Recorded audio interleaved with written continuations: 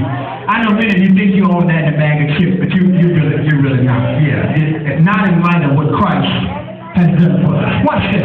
Watch this. He said, humble yourself, pray. So I have to humble myself, I've got to pray. Now, what am I praying for? I'm praying that I keep my flesh under subjection, number one. Because if I don't keep my flesh under subjection, I'm going to go back to being the way I used to be. I'm ready for somebody. Are you ready for this? Yes. I know, and I've said this before, so act like it's the first time you heard it. Watch this for the visitors. I know that many of us have heard it said, and many of us have said ourselves, that I looked at my hands. And my hands looked good. I looked at my feet, and they did too. Yeah, but can I give you a news flash? New hands and new feet will do what old hands and old feet used to do if they're controlled by the same old mind.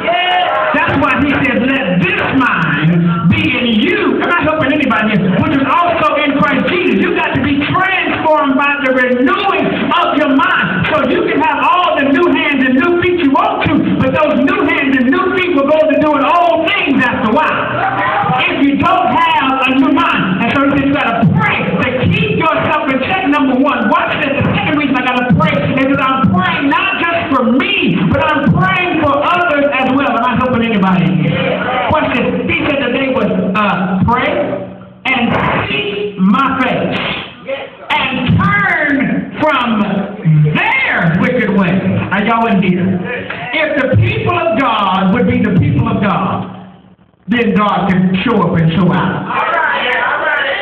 If the church would be the church and not the latest gossiping station. If the church would be the church for real, and if we start being the hospital where people can come and get some help when they're hurt, and not the place where people come and get help, or rather people come and get hurt more. Yeah, I know I'm telling you. I know I'm telling you. Because see, some people come to church to be healed and end up getting hurt. And can I give you a news flash? There's no hurt like church hurt. Or you've not been hurt till you've been hurt in church. Yeah, you've not. Till somebody in church has lied on you, or somebody in church has talked to you, you really have not been hurt till you've been hurt in church. Yeah. And so people who are struggling with church hurt and church pain, watch this. He said if people would turn from the church, would turn from her wicked ways. Watch this. He says, if they would do this, then I will hear from heaven.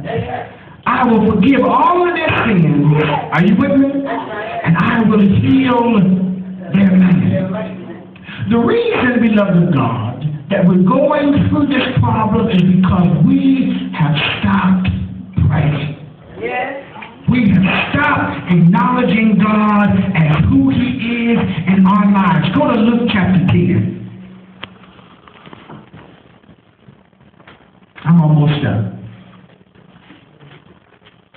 You got Luke 10? That's 19. Luke 10 and 19 says, see, I have given you authority to tread on snakes and scorpions and over all the power of the enemy, and nothing will hurt you.